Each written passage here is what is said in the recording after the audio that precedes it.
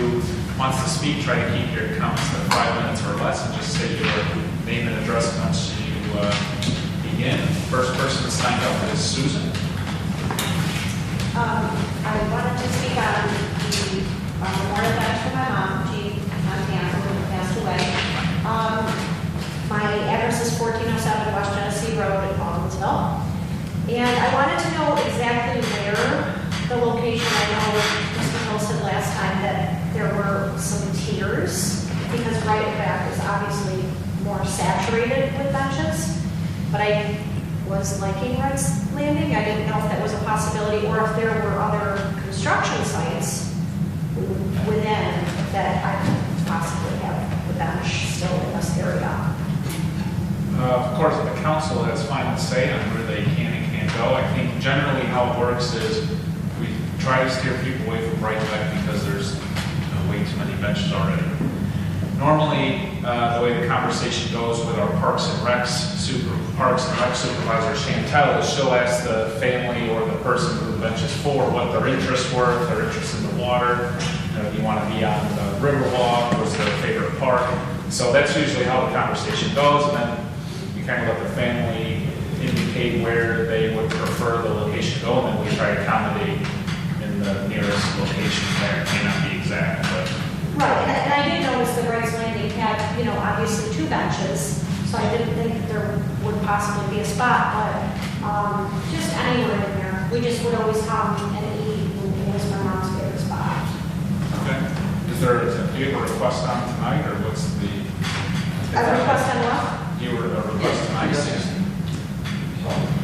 If there's not a location. I can speak to it. Yeah, go ahead. Yeah, I spoke with the Department of Public Works, and they indicated, they have not reached out to you again? I did reach out to her, and she said that she wasn't aware of any different tiers or any other locations. Okay, so because those are not, I spoke with the commissioner, he said they're not actually fully constructed yet. Okay. So there's no way to put a bench in before they're completed. He said that what they would be looking at is the overlook, which is actually right outside, approaching up, overlooking Wright's Landing. Right. So that was the area that was actually indicated in the resolution. Right, and I would be fine with that, Yeah. except I just didn't see a spot where, I didn't know where there would be a spot available looking. They said they were going to go out and check. They were going to reach back out to you. That coordination obviously hasn't taken place yet. No. I believe the resolution does say the overlook at Wright's Landing. Okay. So we will, we're covered as long as we're at an overlook over Wright's Landing. Okay. But what I can do is reach out to the DPW again. We want to make sure that that coordination occurs. Obviously, it has to before we place a bench. We have to know where to put it.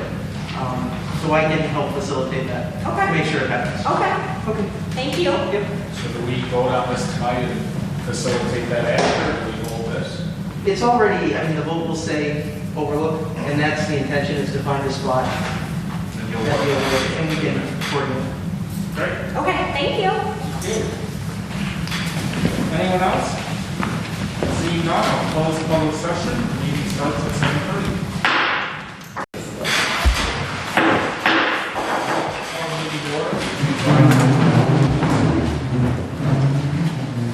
Pledge allegiance to the flag of the United States of America and to the republic for which it stands, one nation, under God, indivisible, with liberty and justice for all. Clerk, please call the roll. Council Mayor. Here. Council McBurney. Here. Council Burr. Here. Council Hill. Here. Council Walker. Here. Council Joseph. Here. Council Plunkett. Here. Council Cordino. Here. All present. Thank you. Under the mayor's report, 2 things. Number 1, I'd like to make people aware of our police reform public forum, which will be held Wednesday at 6:30. This is a mandated exercise from the state. On June 12th, 2020, Governor Cuomo signed an order mandating every law enforcement agency in the state to develop and present and adopt a new police reform plan. It's called the New York State Police Reinvention Collaborative. and it's due back to the state by April 1st, I believe. And it's, when I say it's mandatory because if you don't submit a plan, the executive order he signed allows the director, the budget director for the state to condition your state aid based on the submission of your plan. So if you don't submit a plan and don't partake in the exercise, you can lose your state aid from the state, which it sounds like is happening anyways because of state budget shortfalls, but I guess this would compound that. So over the summer, working with Chief Katie and the folks in the Oswego Police Department, we developed quite a comprehensive plan with a bunch of different proposals in the plan. November 7th, I appointed a police reform committee. I publicized that list, the committee a couple weeks ago, and laid out the process moving forward. That process, the committee had approximately a month to review our proposals and add in some of their own or tweak some of ours. So we've done that over the last month, and now we're prepared to present the plan. That's what I'll be doing with Chief Katie on Wednesday night, 6:30. Of course, due to COVID, we're live streaming the public forum on my Mayor Billy Barlow Facebook page and the City of Oswego YouTube channel. We are having it here at the McCrory building. We're going to make a change here with the stage, and it'll be over there. So we are going to allow press in person, and we are going to allow approximately 25 chairs we're going to put out for people who absolutely want to come in person because it is such an important issue that some folks are passionate about. We feel it's important to at least offer the in-person limited seating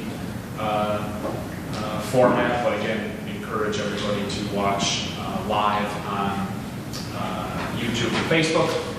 At the conclusion of the presentation on Wednesday, which will, I think my presentation is about 30 minutes or so, then we'll allow people in person to comment, and then there'll be an open comment period with a link that we'll publicize for people to write in their comments to the police committee.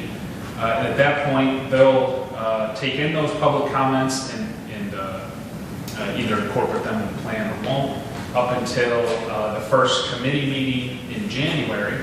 At that point, the plan, as it exists then, will be proposed to the Administrative Services Committee. We're being more transparent and public with our plan than any other municipality I've seen to date, because after my public forum goes to the Administrative Services Committee, where people can obviously comment and interact with the committee and make their opinions and feelings known.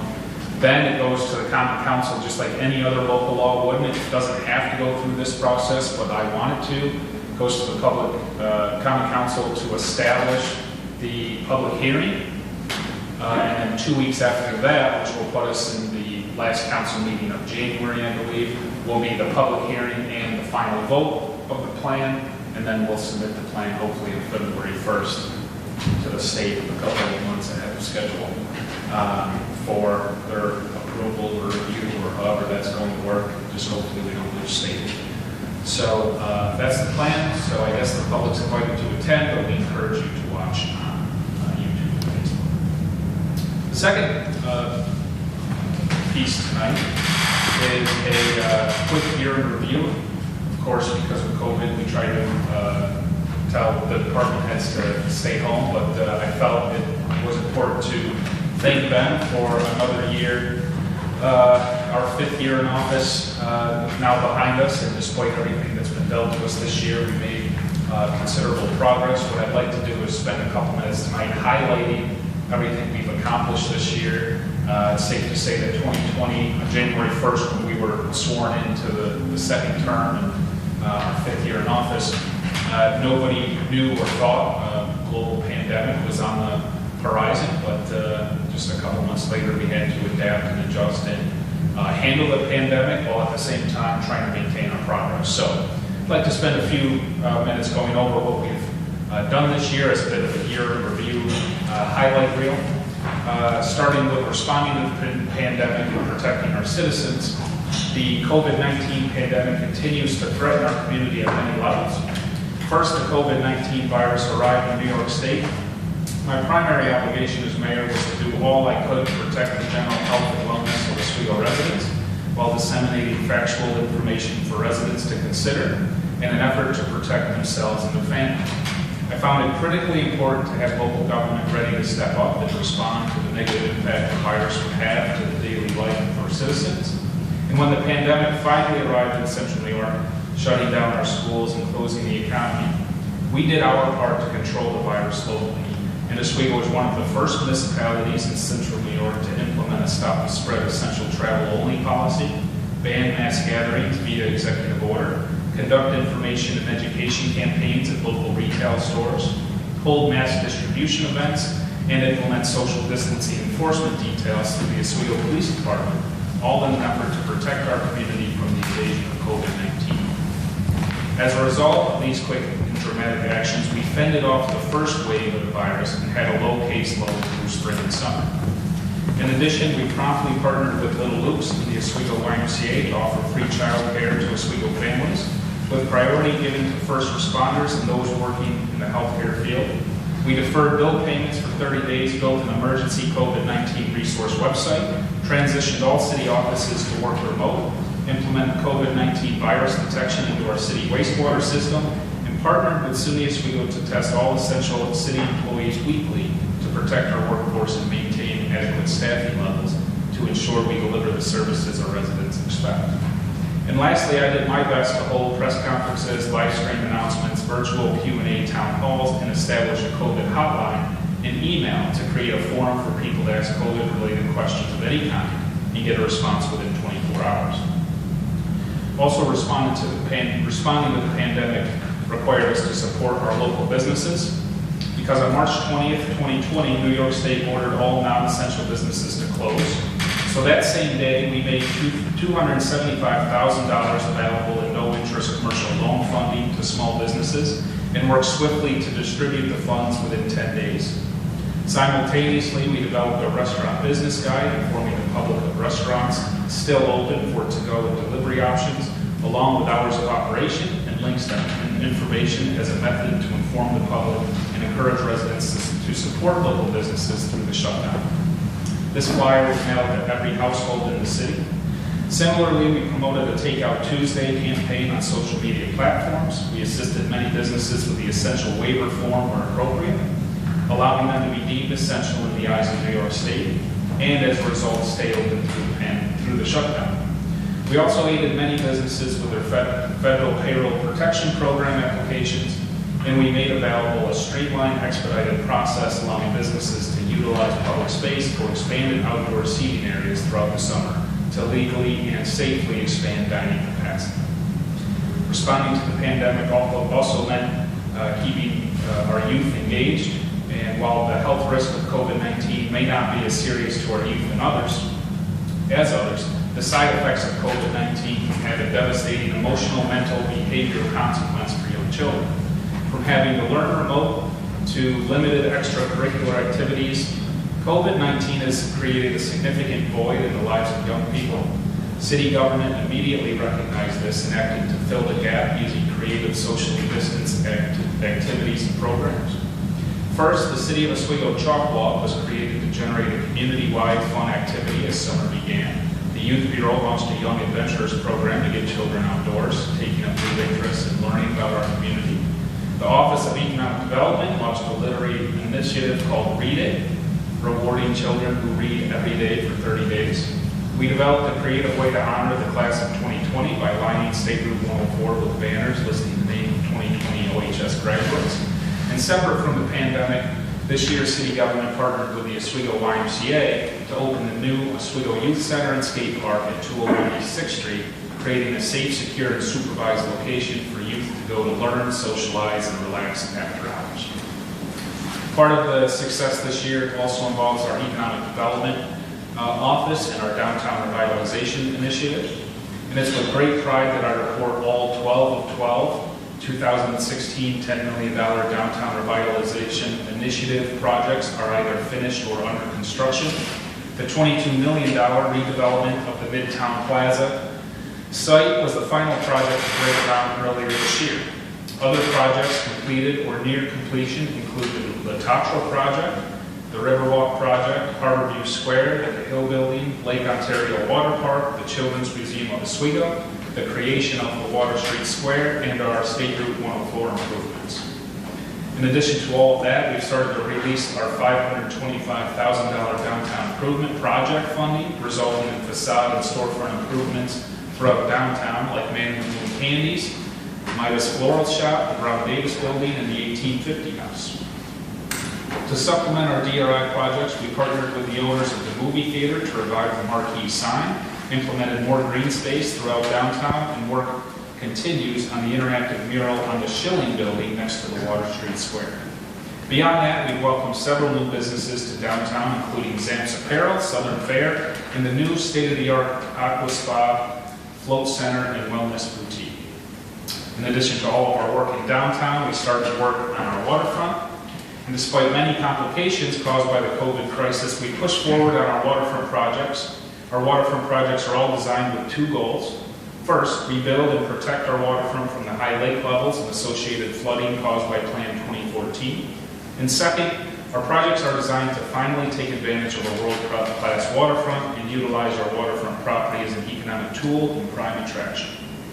To do this, in 2019, we worked to secure $12.5 million in funding from the New York State Resiliency and Economic Development Initiative and $5 million from FEMA. And with no time to waste, in 2020, construction immediately started. Our $1.7 million rebuild and upgrade to Harbor Trail around Brightback Park is complete, complementing our improvements to the park and the work we first did in 2018. Construction continues at Wright's Landing Marina as the DPW leads our $3 million transformation of the marina. Our work at the marina raises the marina 2 feet in elevation to prevent flooding, renovates restroom facilities, installs a new pavilion, a new welcome center, new fuel tanks, another fire pit seating area, and resurfaces all dock slopes. And I'm also pleased to make the entire marina, along with the connecting trail to Brightback Park, accessible to those with physical limitations. Wright's Landing will be completed and reopened in June of 2021. Also, other waterfront and park improvements. We continue to make Oswego a more attractive place to live, work, and raise a family. We're adding public amenities, bringing value to our communities.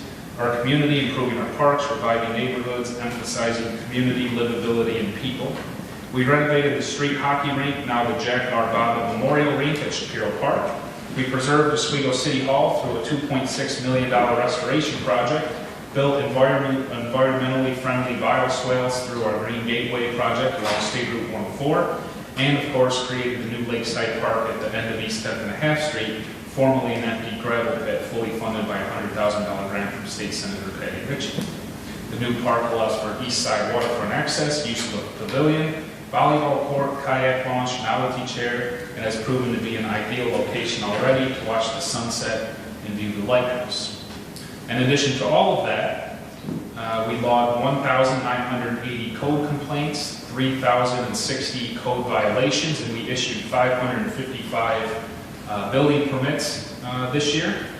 We passed the 2021 city operating budget with no tax increase for the 3rd consecutive year.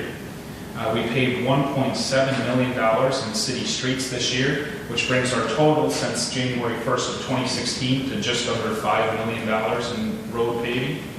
We finished the sewer separation project, as we'll discuss a little later tonight, ahead of schedule and under budget. Passed the nuisance abatement law to help address disruptive and blighted rental properties. Conducted the 2nd round of the zombie home rehab program, repairing dilapidated homes in our neighborhoods.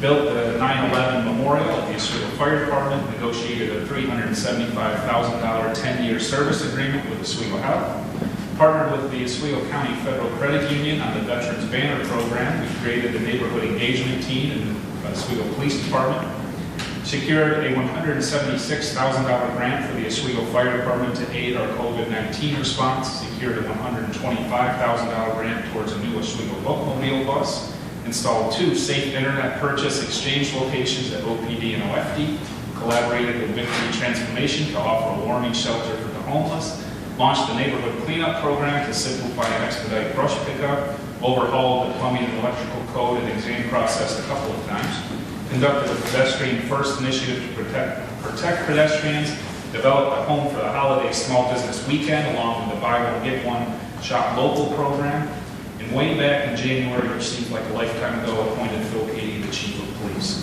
So that is a quick summary of 2020. I'd like to thank all the department heads who helped make all of this possible, and of course the Common Council for their continued support on all the initiatives, projects, and programs that started City Hall and made their way out into the community. And lastly, I'd like to thank the public for hanging in there with city government and giving us the trust and the ability to adapt, to respond, and handle this pandemic while at the same time allowing us to continue moving the city forward and trying to keep all of our projects on track despite the crisis that was handed to us back in March. So thank you, thank the department heads, thank the public, and thank the Common Council. With that, any other comments from the council before we get started on the last meeting of the year? Councilor Gold. Yeah, just one quick comment. I just wanted to thank the workers at the Department of Public Works this year after 5 years being on the City Council. I haven't received any complaints. They did such a phenomenal job. We clean up brush and yard debris, considering people had so much extra time to do so much yard work. That's saying something. I haven't had one complaint, and I just want to hand them everywhere I go. I can tell you, like, literally one weekend, I raked my backyard and brought out piles lying on literally 2 house fronts on my street. They came and picked it up like a day later. I did it again the next day. He came back a day later. They were everywhere. I mean, every corner I turn around, I see them. They're out there working, just doing such a phenomenal job. City looks great. So I just want to thank every worker that lost their butt and keeping the city looking beautiful. I hope it says it. Great, thank you. Any other comments? Councilor Gordon. Thank you. I just wanted to piggyback on some of the things that you said in your state of the 2020 year. It was a very, very difficult year, certainly unprecedented. But I certainly want to make sure that you, Mayor, are given some credit for some of the things during the pandemic. I know you and I talked many times, but you were certainly right in the forefront of the battle. I mean, this was certainly a battle. This was a war against this virus. And you, as the Commander-in-Chief of our city, you were right there in the forefront, as you said, informing the public, informing the council, making decisions. I mean, I just think that certainly you did an outstanding job of working and making our city cope with this. And as you said, we were very low in the early stages as far as the pandemic goes of the virus. So again, I'd like to publicly thank you for all your hard work, because I know you had a lot of long days, a lot of long hours. And I believe you told me once that you did have when in college, you had like an emergency background, emergency services background. It certainly came in handy in 2020. Yeah. Well, my parents would be pleased to know, considering the loan payment they make every month. So. Well, I get there too. Thanks for your kind words, Councilor. It's a team effort, and I appreciate your partnership. Any other comments? Seeing none, clerk, please call resolution 357. Approve minutes common council meeting held November 23rd, 2020. Councilor Hill, Councilor Gozer. Any comments? Clerk, please call the roll. Councilor Hill. Yes. Councilor Walker. Yes. Councilor Gozer. Yes. Councilor Plunkett. Yes. Councilor Cordino.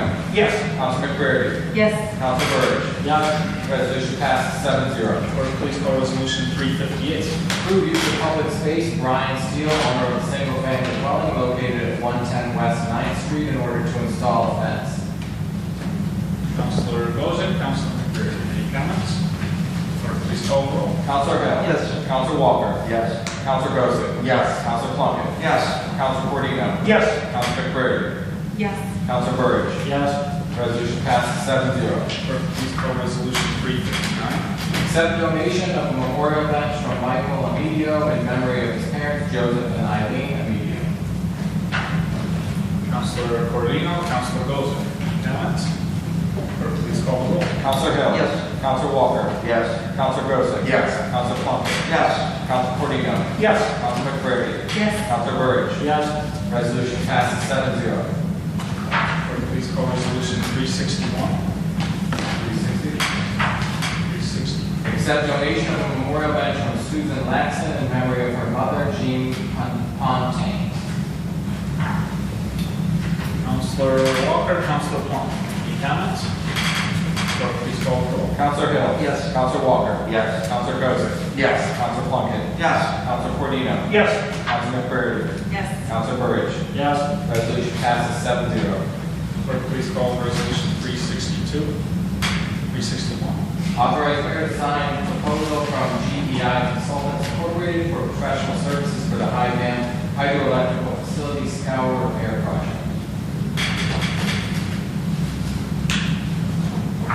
Counselor Burridge, Counselor Walker. Any comments? Clerk, please call the roll. Counselor Hill. Yes. Counselor Walker. Yes. Counselor Goza. Yes. Counselor Plunkett. Yes. Counselor Cordino. Yes. Counselor McBrady. Yes. Counselor Burridge. Yes. Resolution passes 7-0. Clerk, please call resolution 362. Authorize mayor to sign change order number 1 with J&A Mechanical Incorporated for ductwork rerouting for the asset management plant improvement EFC project in the amount of $6,325. Counselor Cordino, Counselor Goza. Any comments? Clerk, please call the roll. Counselor Hill. Yes. Counselor Walker. Yes. Counselor Goza. Yes. Counselor Plunkett. Yes. Counselor Cordino. Yes. Counselor McBrady. Yes. Counselor Burridge. Yes. Resolution passes 7-0. Clerk, please call resolution 363. Authorize mayor to sign change order number 8 with Patricia Electric Incorporated for a decrease in bollards for the asset management plan improvement EFC project for a decrease of $4,000.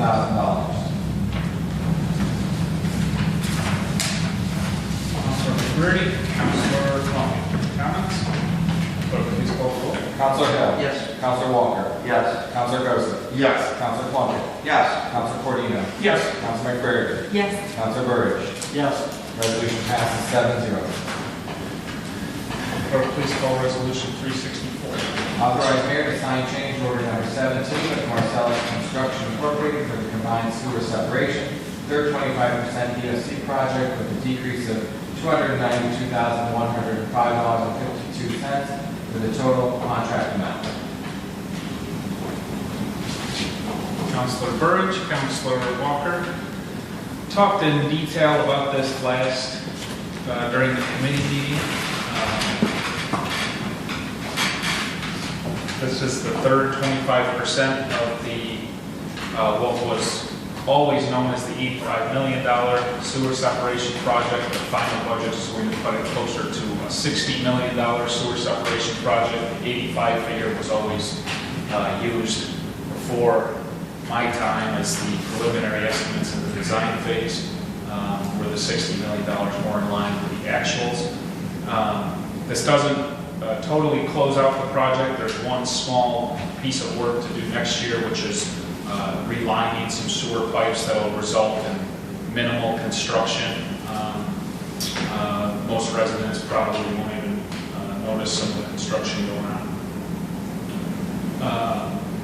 The first 25% was up in the 7th Ward, second 25% was in the 5th Ward in the Erie Street and Niagara Street area. This was the third 25%, which was the most difficult and challenging 25%, as it was in downtown, the most dense area of the city and the oldest area of the city. The project, this phase, went really well, and as a result, we get to close out this contract, at least as of right now, about $292,000 below, under budget, and we were about a month ahead of schedule once we completed it. I'd like to thank Jeff Hinderleiter, Tom Kells, Randy Cameron with PhD, Robert McGrath, Clerk of the Works, the City DPW, MCI Construction, who helped with this project. It really went quite smooth, all things considered. And of course, the budget and the schedule coming in right where we want is always welcome news. Just to not to go too in-depth like I did last week, but 3 25% means 75%, not 100%. That's because the fourth 25%, which is in the first ward area, was not mandated under the consent decree. The whole point of this project is to separate the city's west side sewer system from the storm system. Because it was a combined system, when it would rain and when everyone would flush the toilet, it would result in discharges, unpermitted discharges into Lake Ontario and the Oswego River. And you can have some discharges, but there's limits set by federal and state government. We were exceeding those limits continuously for 20, 30 years. And that's when the federal government came down with the consent decree back in 2010 and mandated the city do all of this work to come down under the thresholds of permitted discharges. So the hope is now we enter a two-year monitoring period where we will record obviously the number of discharges, and assuming the changes to the two systems work how they're designed to work and how they think they'll work, we won't be mandated to do the fourth 25% because we'll be in compliance with the number of permitted discharges. If we continue to exceed the discharges, there's a good chance the state and federal government can mandate the other 25%. That'll be post my time here, and a decision that the next mayor will have to make. But early indications so far show that we're actually in a good position because the number of discharges is already drastically reduced. So for as much of a headache and as many problems as the project costs, I think we can all look back on it now and be pleased with the outcome. It's better for our environment and better for the city and the infrastructure the city owns and maintains. So I'd like to thank the council and department heads and most importantly the public for their support and patience with the project. Going back to the start of construction, which was in 2013, we look forward to some peaceful, less congested summers with less detours to come. One change that actually came up today is an issue down in the Seneca Street neighborhood where there are still some small plumbing issues and sewer issues popping up with the new system, affecting homeowners and resulting in maybe some slight modifications the city, the contractor should make before we close out this project. And because of some issues that popped up today, what I'd like to do is ask for a motion to reduce this decrease on the final contract from $292,000, reduce it by $50,000 to $242,105.52. That gives us approximately $50,000 to handle at least the two situations that came up today. There could be more. We think there may be at least one more. So we're estimating the repairs or fixes to this would cost about $10,000 each. So we think $30,000 is what we'll absolutely need. I would request an extra $20,000 in case 2 or more other homes come up in the next 3 to 4 weeks, which we think is a strong possibility. How this popped up today is 2 residents in the Seneca Street area actually had sewage in their basement, and there was actually a tie-in where it was never on paper, wasn't in design, wasn't picked up in the field. It sounds crazy, but it happens quite regularly, especially in that neighborhood, and the city never got rents.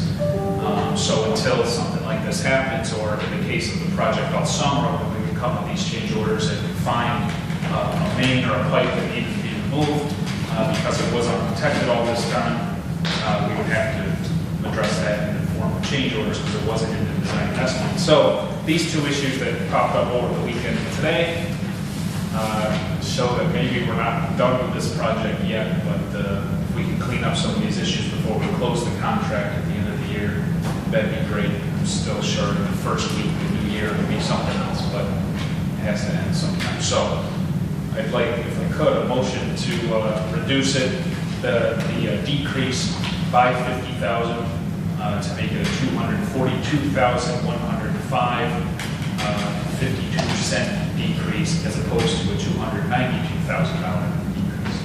Counselor Hill, Counselor Corodino, clerk, please call the roll to amend. Counselor Hill. Yes, to amend. Counselor Walker. Yes, to amend. Counselor Gossett. Yes, to amend. Counselor Plunkett. Yes, to amend. Counselor Cordino. Yes, to amend. Counselor McCreary. Yes, to amend. Counselor Burge. Yes, to amend. Motion to amend passes 7-0. And now, the final vote on the amended resolution. Clerk, please call the roll. Counselor Hill. Yes. Counselor Walker. Yes. Counselor Gossett. Yes. Counselor Plunkett. Yes. Counselor Cordino. Yes. Counselor McCreary. Yes. Counselor Burge. Yes. Resolution passes 7-0. Clerk, please call resolution 365. Authorize mayor to sign change order number 4 with Patricia Electric Incorporated for duct bank unforeseen conditions to the east side wastewater treatment plant, electrical and SCADA upgrades, EFC project in the amount of $12,129. Counselor Plunkett, Counselor Burge, any comments?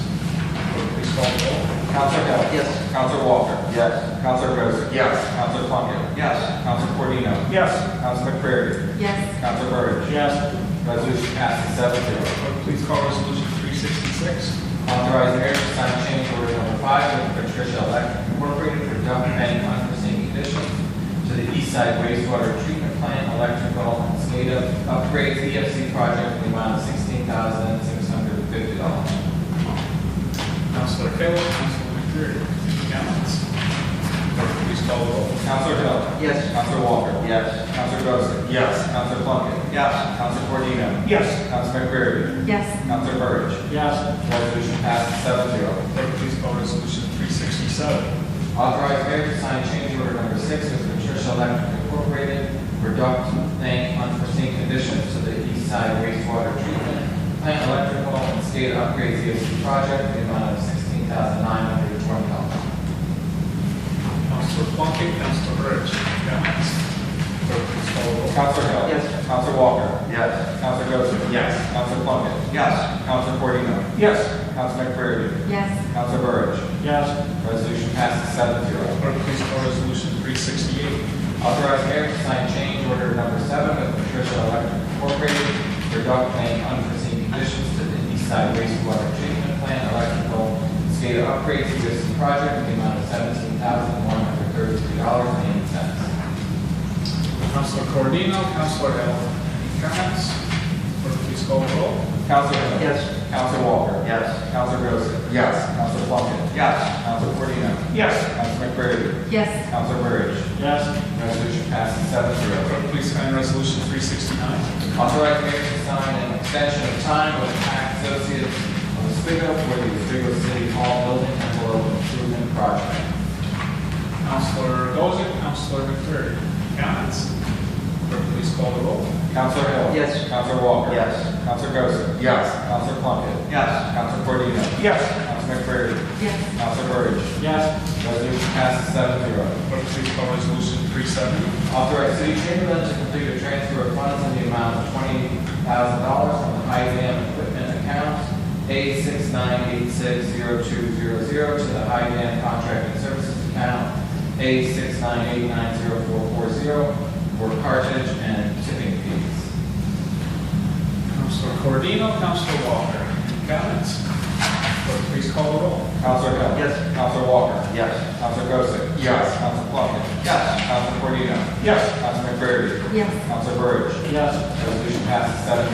Clerk, please call resolution 371. Authorize city chamberlain to complete a budget amendment to account number 831200102, police overtime for the quality of life patrol. Counselor Hill, Counselor McCreary, any comments?